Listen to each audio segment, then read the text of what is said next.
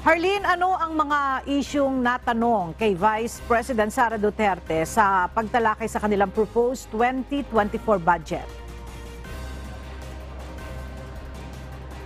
Vice President Sara Duterte sa pagdinig ng Senate Committee on Finance sa panukalang 2.8 billion pesos na pondo ng Office of the Vice President para sa 2024.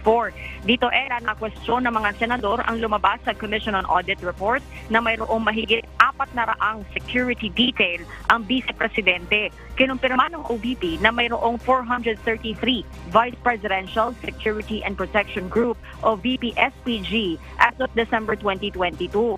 Binuoan niya ito noong June 2022 para magbigay seguridad para sa kasalukuyan at mga susunod na pangalawang pangulo. Wala rin umanong nilalabas na pera ang OVP para sa pasweldo sa security detail dahil binubuo ng mga miyembro o binubuo ito ng mga miyembro ng Pambansang Pulisya at Armed Forces of the Philippines. Is there an explanation for such a large number as has been criticized in both the media as well as Congress? The determination on the number and deployment of VP-SPG personnel is largely dependent on the assessment of the AFP and the PNP. Kasama rin sa mga binusisi ng mga senador ang panukalang 500 million pesos na pondo para sa confidential funds. Tanong ni Senate Deputy Minority Leader Risa Hontiveros, paano matitiyak ng OVP na hindi dodoble o magiging redundant ang paggamit ng confidential funds ng OVP sa trabaho ng security at intelligence agencies ng gobyerno.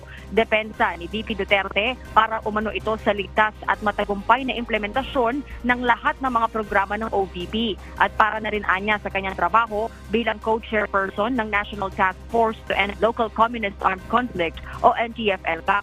Sa kabila nito, ipinauubayaan niya nila sa Kongreso kung pagbibigyan ng kanilang hiling na confidential funds. Iwan natin ang intelligence sa experts dun sa intelligence agencies ng gobyerno in the same way na yung mga civilian agencies ng gobyerno, whether OVP itself or kahit DepEd, ay kumbaga shop nila yung kanilang mandates at yung kanilang expertise. We can only propose, but we are not insisting. We can live without confidential funds. But of course, our work will be much easier if we have the flexibility of confidential funds in monitoring the safe, secure, and successful implementations of the programs, projects, and activities of the Office of the Vice President. Thank you. Sa huli, inaprubahan ng komite ang proposed budget ng OVP matapos ang mahigit 1.5 oras na deliberasyon.